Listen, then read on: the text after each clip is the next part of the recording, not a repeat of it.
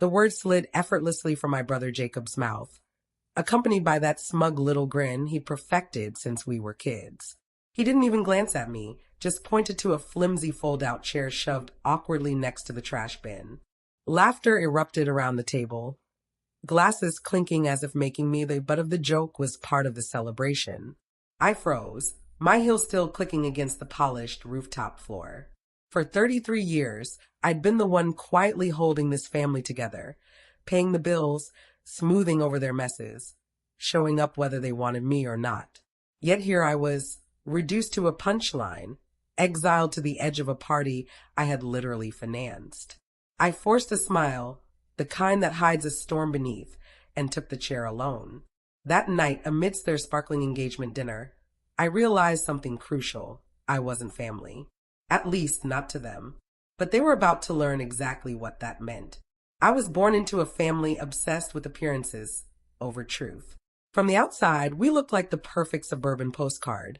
Matching holiday sweaters, sunlit church picnics, synchronized smiles that screamed closeness.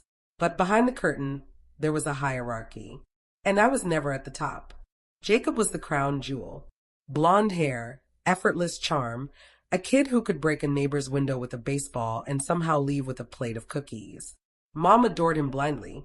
Dad saw him as the living embodiment of his own legacy. And me, I was Emily, the dependable daughter, the invisible background in their family portrait. From as far back as I can remember, I patched the cracks they left behind.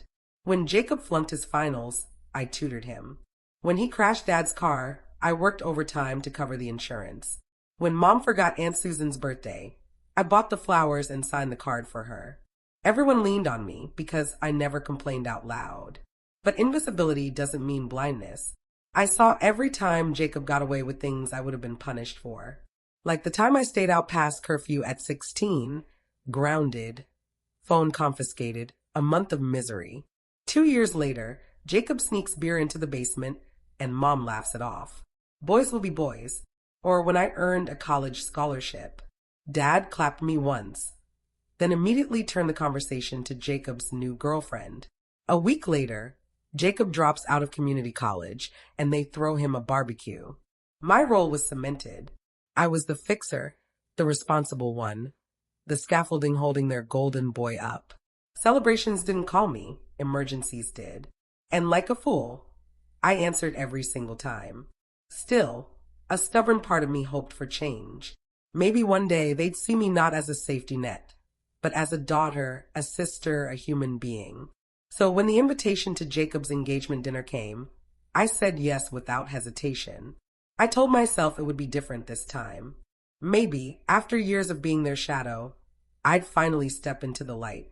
I didn't know then that light can blind just as easily as it can warm. It started with Mom's call. "Emily, sweetheart," she cooed, her voice sugary. "We'd love for you to come to Jacob and Sophia's engagement dinner. It's going to be such a special night." My heart skipped. They wanted me there, not as backup, not as errand runner, but as a guest. I almost said too quickly, "Of course. Just send me the details." Then came the pause, the one that knotted my stomach. Lowering her voice conspiratorially, she added, "If it's not too much trouble, darling, we were hoping you might help with the reservation. Just hold it. We'll pay you back, of course." I closed my eyes. The promise of repayment was familiar, empty, predictable. But still I said, "Sure, Mom. I'll handle it." I hung up, staring at the phone. Resentment should have flared, but instead, hope flickered. Maybe this was the cost of admission, my ticket to being included. I called restaurants, compared menus, scouted rooftop views, determined to make it perfect. Eventually, I booked a private space downtown, soft jazz, string lights, floral arrangements. Far beyond what they could afford, which is exactly why they wanted me to do it. I swallowed the sting of the $700 non-refundable deposit, giving my card to the restaurant. "Whitman, party of 20, I told the hostess, my voice steady even as my heart raced. For a moment, I allowed myself to believe this could be the start of something new. In the weeks leading up to the dinner, I shopped for a navy dress that felt elegant but understated, polished my grandmother's earrings, and ordered a custom card embossed in silver foil for Jacob and Sophia. paired with a champagne bottle I could barely afford. At night, I imagined walking into that glowing rooftop restaurant, being welcomed, hugged, toasted. I pictured Jacob thanking me, Mom bragging about my thoughtfulness, Dad clinking glasses with mine. It was fantasy, yes, but it kept me going. I longed to believe this dinner would be different, that after decades of being overlooked, they'd finally pull out a chair and say, "Sit with us. You belong here." I didn't yet know their plan. To keep me exactly where I'd always been, on the sidelines, smiling through the glass while the real family laughed inside. The night arrived. I was there at 7 sharp. Punctuality was my one untouchable virtue. Navy dress, polished heels, softly curled hair, the perfume I'd save for something special. If tonight wasn't it, then when would it be? The rooftop restaurant glowed like a dream. String lights crisscrossed above, warm against the twilight sky. The city skyline sparkled in the distance. Soft jazz drifted from a corner trio, the upright bass deep and smooth, trumpet silk on the ears. Every table gleamed with white linens, delicate floral centerpieces, and flickering candles. It was beautiful, and I thought for a heartbeat, maybe I finally belonged. And if you're enjoying this story, don't forget to subscribe to my channel for more dramatic stories of betrayal, family secrets, and shocking twists. I clutched the champagne and the embossed card in one hand, my purse in the other. As the hostess guided me toward the private section, my chest tightened with a feeling dangerously close to excitement. Tonight, they were finally going to see me. Stepping past the cordon, I found them all there. My parents, Jacob, Sophia, her family, and a scattering of friends. Laughter floated through the air, glasses chimed, and people leaned in over their cocktails as if sharing the funniest secret in the world. For a fleeting moment, no one noticed me. Then Jacob's eyes landed on me. That familiar smirk spread across his face, the one that said, "Watch this, everyone." "Oh, hey," he drawled, barely glancing at the champagne in my hand. "Glad you could make it." I smiled, expecting him to gesture me over. Instead, he pointed toward the far corner, a lone fold-out chair squeezed next to a silver trash bin. "Sorry, this table's for family only, but there's a spot for you right over there." For a second, I thought I'd misheard. The words seemed to hover in the air, suspended, while the room held its breath. Then came the laughter. Not everyone, but enough. My dad chuckled awkwardly. A few of Sophia's relatives smirked. Even one of Jacob's friends let out a sharp bark of amusement. My mother stayed silent, offering that tight-lipped smile I had known all my life, the one that said, "Don't make a scene." Sophia didn't even glance up from her wine glass. Heat crept up my neck, burning my ears. I gripped the champagne tighter, knuckles aching. I wanted to speak, to yell, to demand they see me, but the words lodged in my throat. So I walked past the glowing table where they all sat, past the seat that should have been mine. I set the bottle beside the fold-out chair, smoothed my dress, and sank down alone. The trash bin beside me hummed faintly, carrying the sour scent of leftovers. The music continued. The conversation went on, and I sat there like a ghost at the edge of their celebration. A waiter appeared. "Are you at the party, ma'am?" I nodded, silent. He hesitated, then handed me a plain glass of water before retreating. From my corner, I watched everything. The toasts, the laughter, the affectionate squeezes of arms, the diamond ring catching the string lights. Jacob gave a speech about being surrounded by his closest people. My mother dabbed at tears, as Sophia called her the best future mother-in-law. Not once did anyone look my way. For the first time, I realized I wasn't invisible. I had been excluded on purpose. I tried to sit tall as minutes ticked by, each one feeling like a spotlight burning into me. From my corner, I saw it all. The table glowed with life, wine poured, plates passed, glasses clinking in chorus. I was close enough to feel every sting, but far enough to be forgotten. "Emily, don't look so serious," my father called once, raising his glass with a chuckle that didn't reach his eyes. "It's a party." A ripple of laughter followed, thin, awkward. Jacob smirked at me, then leaned into Sophia to whisper something that made her giggle. My mother gave me a tight smile, mouth-mouthing, "Lighten up," as if I were the problem. I sipped my water, pretending not to hear, but their words echoed anyway. Too serious, too sensitive, always working, always uptight. The same lines they had used for years to reduce me to a caricature. The jazz band shifted into a livelier tune. Waiters placed plates of seared salmon and roasted vegetables in front of the main table. No one asked if I wanted any. No one even glanced at me. My stomach growled. I pressed my palms to my dress, willing myself to stay still. I thought about all the times I had said yes. Yes to helping cover my parents' mortgage when Dad's hours got cut. Yes to bailing Jacob out of that speeding ticket he promised to handle himself. Yes to rearranging my life so they could lean on me again and again. And now, this was my reward, a chair next to a trash bin. Jacob raised his glass, beaming. To family, he shouted. The table roared, voices overlapping. To family. The words sliced through me. I was there, but not included. Present, but invisible. Family, but not family. I stared at the skyline beyond the string lights, blinking away the burn in my eyes.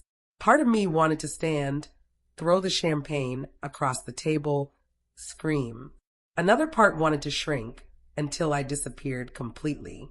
Instead, I stayed frozen, hands trembling in my lap. The evening stretched on. An hour passed, then another. Conversations flowed like wine.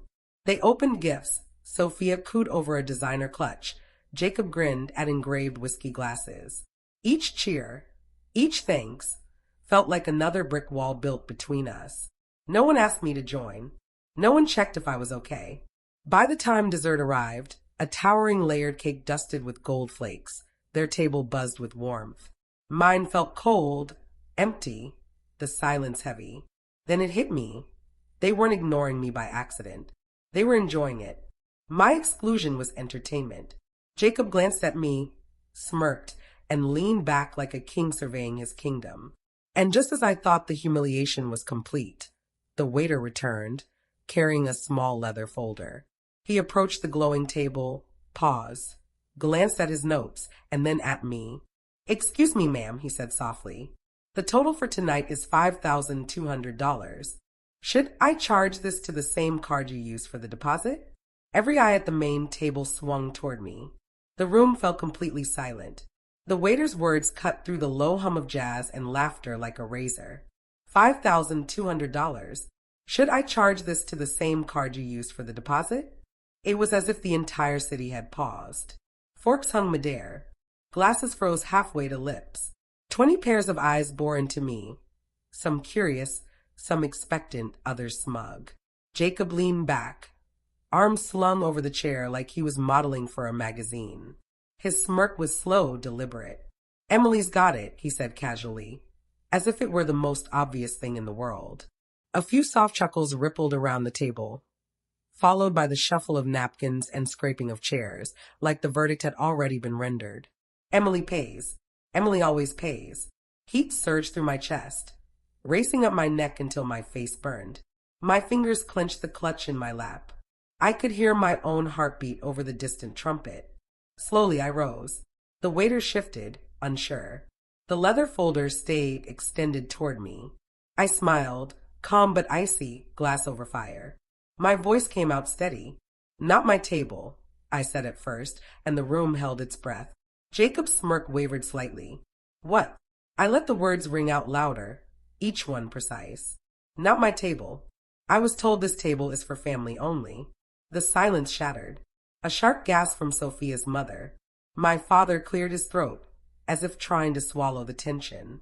My mother pressed her lips thin, eyes darting, calculating the fastest way to smooth this over. Jacob laughed, too loud, too forced. "Oh, come on. Don't be dramatic. It's just a joke. Lighten up. Pay the bill and we'll call it even." Something inside me snapped. I stepped forward, the click of my heels echoing across the rooftop floor. "Even," my voice cut like a knife. "I paid the deposit. I called 3 restaurants until I found one with a rooftop view because you wanted it. I arranged the date around your football schedule. I ordered custom flowers because Mom said fake ones would look cheap in photos. I did all that, and what did I get?" I gestured toward the lonely folding chair by the trash bin. A folding chair. A reminder that I'm not family.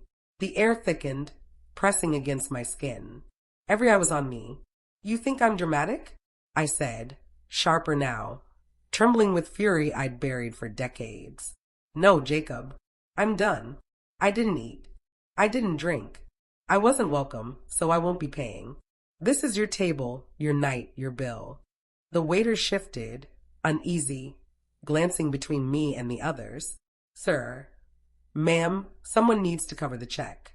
My father sat up straighter, voice firm. Emily, come on. You already paid for half. You might as well finish it. I froze. His words hit harder than any insult Jacob had ever thrown. You already paid for half. That had always been me, half seen, half respected, half loved, but expected to give whole pieces of myself. I fixed my jaw. You're right, Dad. I did pay for half. I've always paid half or more. The mortgage, the loans, the favors. Every time you needed something, I gave. And tonight, you showed me exactly what that means to you. I let my voice rise, sharp enough to cut through the jazz. It means nothing, because when it mattered, when it was about family, you shoved me next to the trash can. Jacob's face flushed red, creeping up his neck. You're making a scene. I laughed, raw and startling even myself. No, Jacob. I'm finally drawing a line. I turned back to the waiter. I will not be paying. Not this time. Not ever again. Gasps scattered around the table. Sophia's father stared at Jacob, eyebrows knitted tight. Sophia's glass of wine wobbled in her hand. My mother's eyes narrowed, as if sheer will could force me back into obedience. But I didn't flinch. For the very first time, I stood my ground. I swung my clutch over my shoulder, lifted my chin, and walked past the glowing table, past the stunned staircase, past the string lights that had once felt magical. As I reached the exit, I paused just long enough to deliver the final blow. Enjoy your family dinner. And I left them to choke on the silence I'd carved into the night.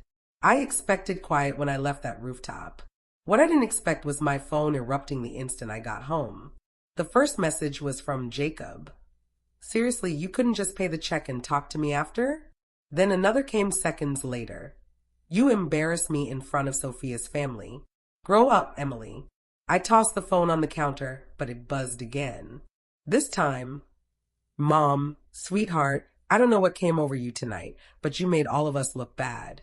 Sophia's parents were horrified. Was that really your goal? My chest tightened. It wasn't guilt. There'd been plenty of that already. It was pure, hot anger. Disbelief that they still couldn't see the damage they'd caused. The screen lit up again, this time with a call from an unknown number. Against my better judgment, I answered. Emily. The voice was soft, uncertain. It was Sophia. I froze. Yes. I just wanted to ask, did you really pay for everything? The deposit, the flowers, all of it. I sank onto the edge of my couch. Yes. Yes, I did. They asked and I said yes. Not for attention, Sophia, just to be included. There was silence on the other end. Then she whispered, my dad thought you volunteered as a kind gesture. He's furious now. He says Jacob and your parents made him look like a fool. My heart twisted. Not for Jacob, for Sophia. For the realization cracking through her picture-perfect engagement. I'm sorry, I said quietly. You don't need to be, she replied. They do. When we hung up, I sat in the dark, the city lights spilling across my living room. My hands trembled not from fear, but from adrenaline, from the surreal understanding that I'd finally said no, and the world hadn't ended. The fallout, however, was only just beginning. By morning, the usually dormant family group chat, used mostly for recycled holiday messages, was on fire. Dad, this is getting out of hand. Apologize. Emily, and let's move on. Mom, please call us. We need to fix this before it ruins everything. Jacob, you owe me. Fix it now. I stared at the screen, then set my phone down. No response. It wasn't just about the bill, it was about years of being their emergency fund. Their scapegoat, their invisible support. They didn't know how to react now that I'd finally stepped out from under the weight. Later that afternoon, a mutual friend of Jacob's, one of the rare people who'd ever treated me kindly, called to fill me in. Sophia's dad lost it at brunch today, he said. He told Jacob straight. If they treat their own blood this way, what happens when you marry into it? I closed my eyes and let the words sink in. Finally, someone else saw it. Not just me screaming into a void. Someone outside the family recognized the cruelty. The walls Jacob had built from charm and entitlement were starting to crack, and I hadn't lifted a finger except to say no. The cracks widened faster than anyone expected. 2 days after the dinner, Sophia called again. Her voice was quieter this time, stripped of the polished confidence she'd worn on the rooftop. I talked to the restaurant manager, she said. He showed me the invoices. You paid for everything, the deposit, the flowers, even the special seating arrangements. I let out a humorless laugh. Yeah, that's what family asked me to do. There was a long pause. Then she added, Jacob told me you insisted. He said you wanted to pay, that you chose the side table because you're introverted, and that you left early because of a work emergency. My stomach twisted. None of that was true. He lied, and my parents backed him up. Her voice shook. I know. My dad's furious. He says Jacob humiliated you and deceived us. He thinks marrying into your family would be a disaster. I almost agreed with her. Almost. He wasn't wrong. By the end of that week, the engagement was over. Sophia returned the ring. Her father canceled the venue, the vendors, everything. The carefully curated Pinterest boards vanished overnight.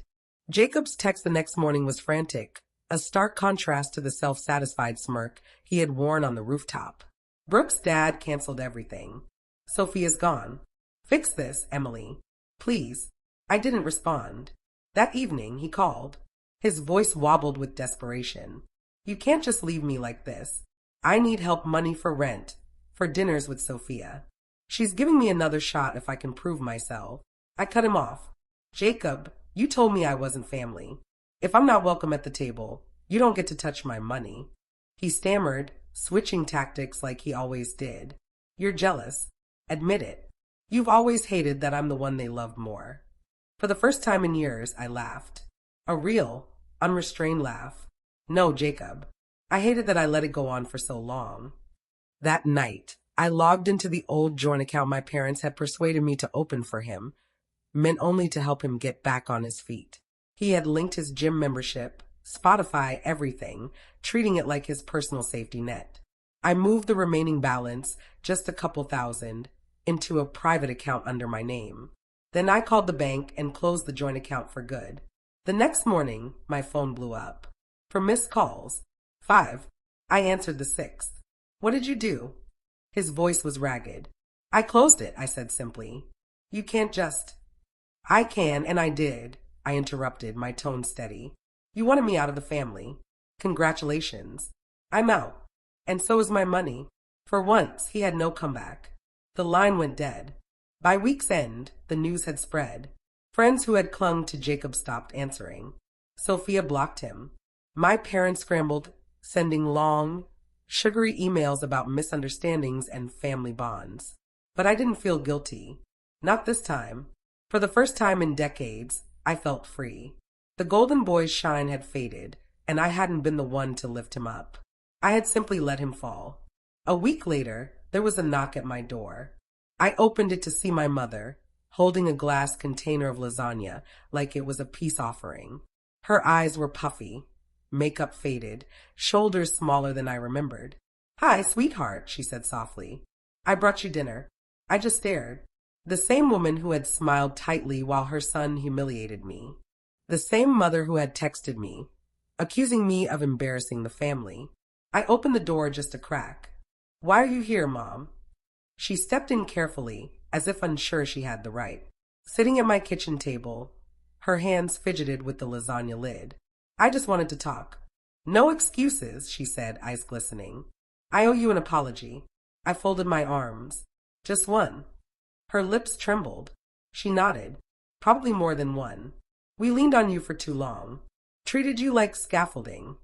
Always there to hold everything up. And Jacob, she exhaled sharply. We let him treat you like less. I didn't want to see it, but now I do. I stayed silent. For once, I didn't rush to fill the emptiness. I let her sit with it. Finally, she whispered, I know a lasagna and a sorry can't fix years of imbalance, but I want you to know I understand now. You deserve better. My throat tightened, not forgiveness, not yet, but recognition. Something I'd longed for my entire life. I nodded once. Thank you. She didn't ask me to call Jacob. She didn't beg me to fix the engagement. She simply stood, lightly touched my shoulder, and said, "Take care of yourself." Then she left. For the first time, I felt like I wasn't being dragged back into the same cycle. In the weeks that followed, I began living differently. I booked the long postponed trip to Spain. I bought noise-canceling headphones and devoured books about boundaries, family dynamics, and quiet strength. I started seeing a therapist, not because I was broken, but because I was done waiting for someone else to fix me. I realized healing doesn't come when your family finally says sorry. It comes when you look in the mirror and say, I deserve better, and I gave it to myself. I still don't know if I'll go to Thanksgiving. Maybe I will, maybe I won't. But if I do, it will be on my terms. I'm no longer sitting beside the trash can. I'm at my own table now. And hey, if you found this story empowering, don't forget to subscribe to my channel for more stories of resilience and reclaiming your power.